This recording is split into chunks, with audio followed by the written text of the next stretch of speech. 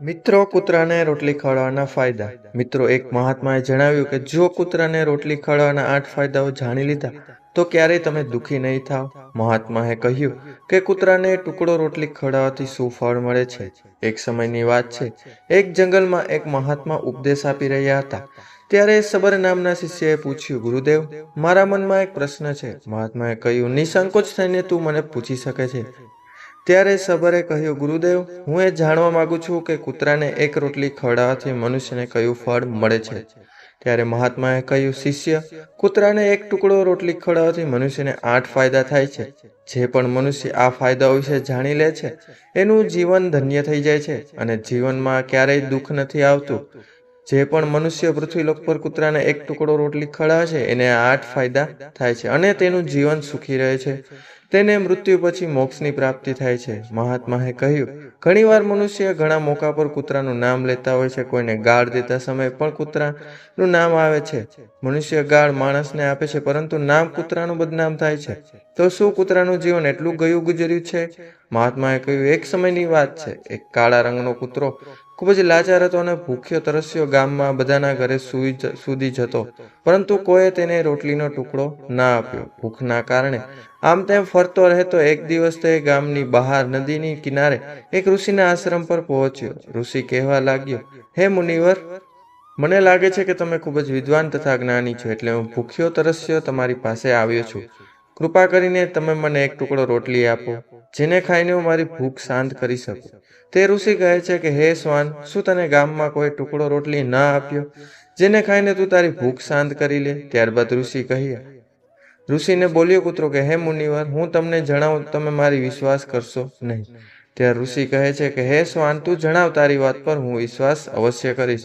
મને તો ખૂબ જ લાચાર નજરે પડે છે. ત્યારે તે કૂતરો કહે છે, ઠીક છે મુનિવર, તમને મારી સાથે બનેલી ઘટના જણાવું છું. ત્યારે મુનિવરે કહ્યું કે ઋષિને કહે છે કે, હે મુનિવર, દુનિયાના લોકો અમારા પર દયા, અમારું કોઈ ઘર નથી, અમારો કોઈ આશરો નથી હોતો, કમાઈને ખાવાનું અમને નથી આવડતું, અમને વસ્ત્ર પહેરવાનું પણ જ્ઞાન નથી, એટલે ઠંડી અને ગરમી વરસાદમાં અમે એમ જ ફરીએ છીએ, વાંચવા લખવાનું પણ આવડતું નથી. મહાત્માએ કહ્યું કે કૂતરો મુનિવરને કહે છે કે, હે મુનિવર, અમને તમારી જેમ અનુશાસન નથી આવડતું, તમારી જેમ બોલવાનું નથી આવડતું, અમારું દુર્ભાગ્ય જ સમજો, પરંતુ અમને તમારી જેમ ભૂખ તો લાગે જ છે.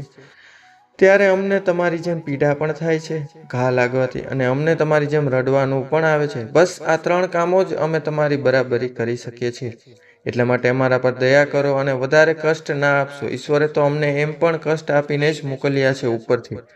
તમે લોકો અમને હેરાન કરો છો. અમે તમારી જેમ મનુષ્ય નથી, અમે પરાધીન જીવ છીએ. જ્યારે અમારો જન્મ થયો એ સમયે અમારા આંખ કાન બંધ હતા. તમારા જન્મ પર નાચગાન થાય છે, ખુશીઓ મનાવવામાં આવે છે. અમારા જન્મ પર પણ આ બધું થયું હશે. અમારા જન્મ પર કોણ ખુશીઓ મનાવી હશે? અમે જે પથારીમાં હતા તેનું રૂહ એકદમ નરમ હતું, ઠંડી બિલકુલ નહોતી લાગતી. હું મનમાં વિચારી રહ્યો હતો કે કોઈ મોટા ઘરમાં પેદા થયો છું, પણ જ્યારે મારી આંખ ખુલી તો મેં જોયું કે અમારી માં, જેને તમે લોકો કૂતરી બોલો છો, તે પોતાના 5 બચ્ચાઓને છાતીથી ચિપકાવીને એક રાખોડાના ઢગલામાં પડી હતી. અમે 5 ભાઈ હતા. બાકીના 4 ભાઈ તો લાલ અને સફેદ રંગના હતા. હું એકલો જ કાળા રંગનો હતો. બધાથી નાનો જ હું જ હતો, એટલે કમજોર હતો. મારી માં અમારા લોકો પાસે ખૂબ જ ઓછી જતી હતી, કેમ કે તેને પણ તેના ભોજનની વ્યવસ્થા કરવી પડતી હતી. કેમ કે તેના ના ખાતી તેમ ન ખાય તો અમને દૂધ ક્યાંથી પીવડાવતી? તે એક માં પર અમે 5 ભાઈ નિર્ભર હતા. તે બિચારી પોતાના ભોજન માટે આમ તેમ દોડતી રહેતી હતી. ક્યારેક ભોજન મળી જતું તો ક્યારેક ના પણ મળતું, પરંતુ તે હંમેશા અમારા પાંચેયનું ખૂબ જ ધ્યાન રાખતી હતી. આખરે તે અમારી માં હતી. તે આખી રાત જાગીને ગામની રખેવાળી કરતી હતી. કોઈની મજાલ નહોતી કે કોઈ અજાણ્યો વ્યક્તિ ખરાબ નિયતથી ગામની તરફ જોઈ લે. બીજા ગામના કૂતરાઓ પણ અમારી માની બીકના કારણે ગામમાં નહોતા આવતા. ગામના કોઈ ખેડૂતના ખેતરમાં કોઈ પ્રાણી ઊભો પાક ખાવા આવતું તો અમારી માં એને દોડીને ભગાવી દેતી. ગામના લોકો માટે આટલું બધું કર્યા પછી પણ કોઈ મનુષ્ય તો અમારી માને ભોજન પણ નહોતા આપતા. ત્યારે અમારી માને ઘરમાં ઘૂસીને ખાવા શોધવું પડતું. ઘણીવાર તો લોકો તેને લાઠી ડંડા મારીને ભગાડી દેતા. બિચારી એ દિવસ ભૂખી તરસી રહીને પેટની અગ્નિથી સળગતી રહેતી. મહાત્માએ કહ્યું કે તે કૂતરો કહે છે કે હે મુનિવર, આખરે ભૂખ તો અમને તમારી જેમ જ લાગે છે. ઉપરથી એને પોતાના 5 બચ્ચાઓની ચિંતા પણ લાગી રહેતી હતી. આખરે તે એક માં હતી. ભૂખ તેને ચેનથી બેસવા નહોતી દેતી અને ગામના લોકોનું પણ તેને જોઈને હૃદય નહોતું કાપતું. તો તેને લાચાર થઈને તે લોકોના ઘરોમાં ચોરીથી ફરવું પડતું હતું અને ખાવાની કોઈ વસ્તુ મળી જતી તો તેને ખાઈને પોતાના પેટની અગ્નિ શાંત કરી લેતી. ઘણીવાર તો લોકો એને ખાવાની વસ્તુ લઈ જતી જોઈને લાઠી દંડા લઈને એની પાછળ પડી જતા હતા. કેટલાક નિર્દયી લોકો તો ઘણીવાર એને ઘરની અંદર બંધ કરીને મારતા હતા. પછી તે કૂતરો ઋષિને કહે છે કે હે મુનિવર, અમારી માએ શું બગાડ્યું હતું? એને તો માત્ર પોતાના પેટ માટે ભોજનની ચોરી કરી હતી. ચોરી કરવાનો અમને કોઈ શોખ નથી, પણ પાપી પેટ અમને આ બધું કરવા માટે મજબૂર કરી દે છે. એક દિવસની વાત છે. ખૂબ જ જોરદાર વરસાદ થતો હતો. બરફ પડ્યો હતો. ઠંડી હવા ચાલી રહી હતી. એ ઠંડીમાં થથડાઈને અમારા 3 ભાઈ મરી ગયા. એ દિવસે અમારી માં ખૂબ જ રડી હતી.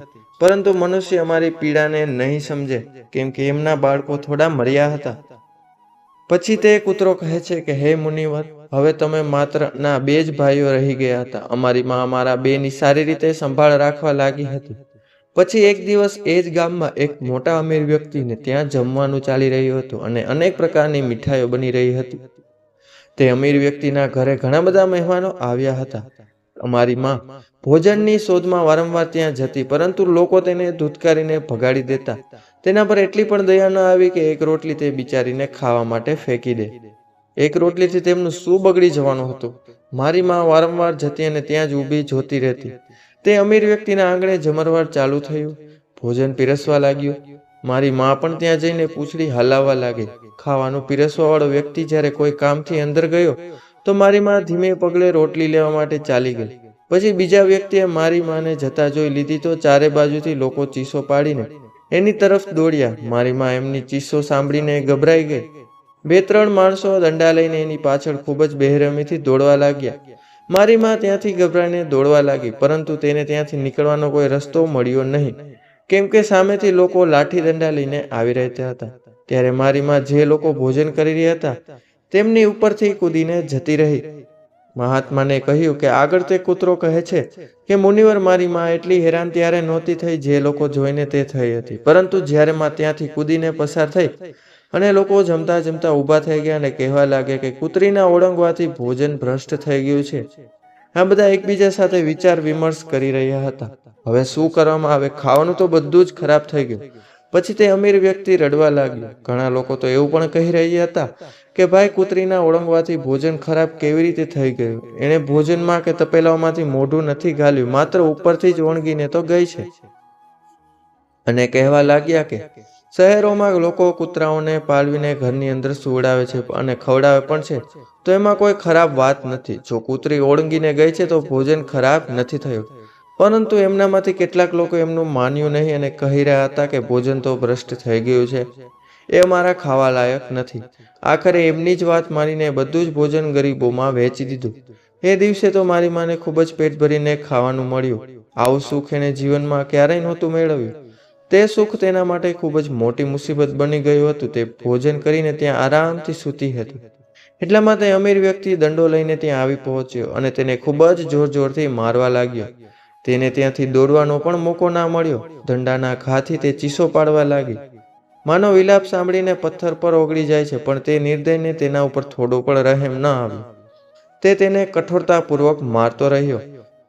એ અવાજ આખા ગામમાં સંભળાઈ રહ્યો હતો. ત્યારે કેટલાક લોકો આવ્યા અને તેને સમજાવતા બોલ્યા કે હે ભાઈ, જવા દો. ભૂખમાં તો માણસની પણ બુદ્ધિ ભ્રષ્ટ થઈ જાય છે. તો આ તો એક પશુ છે, તેને સારા નડતાનું શું ભાન હશે?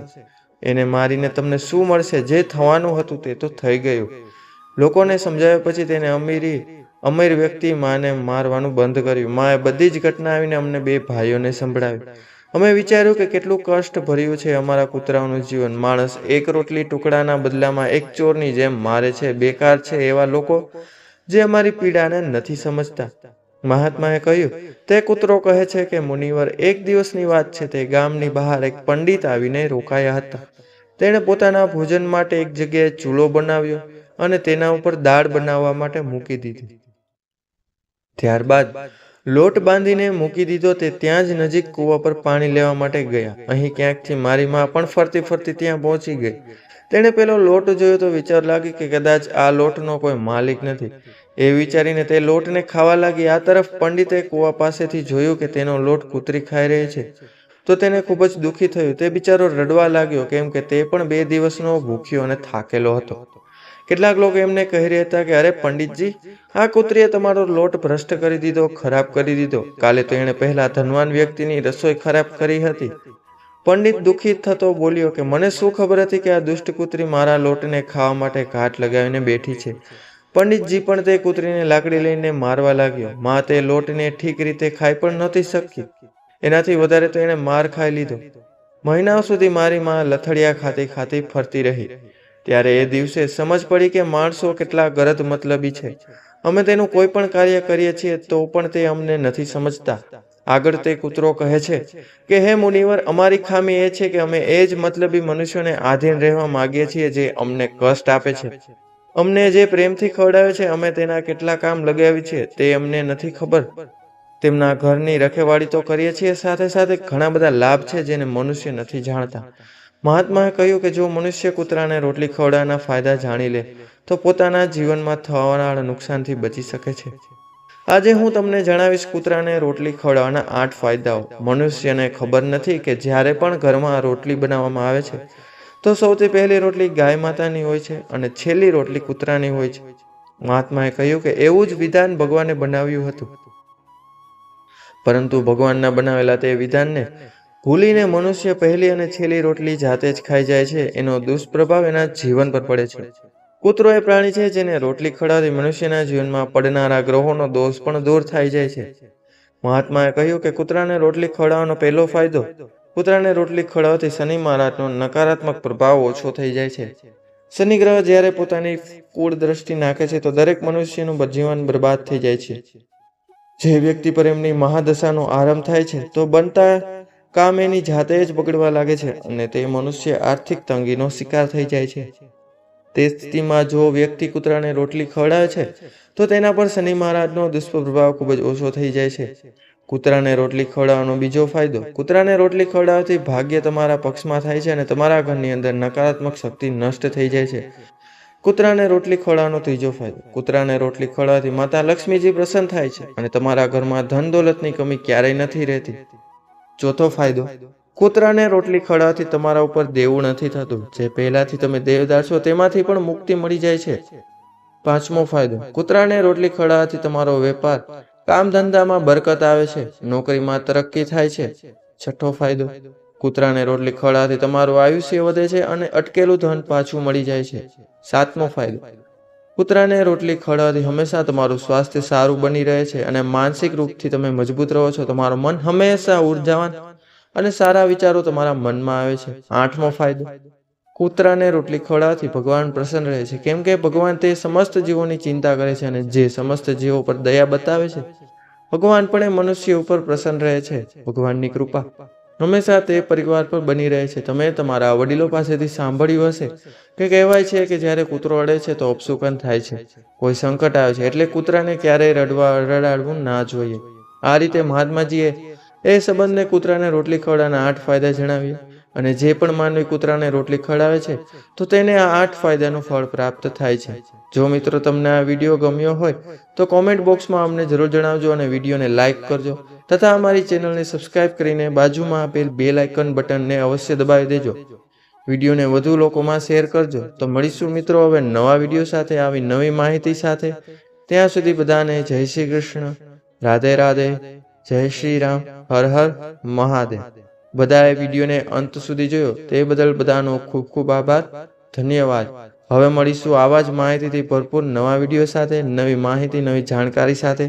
ત્યાં સુધી બધાને જય જય સિયારામ.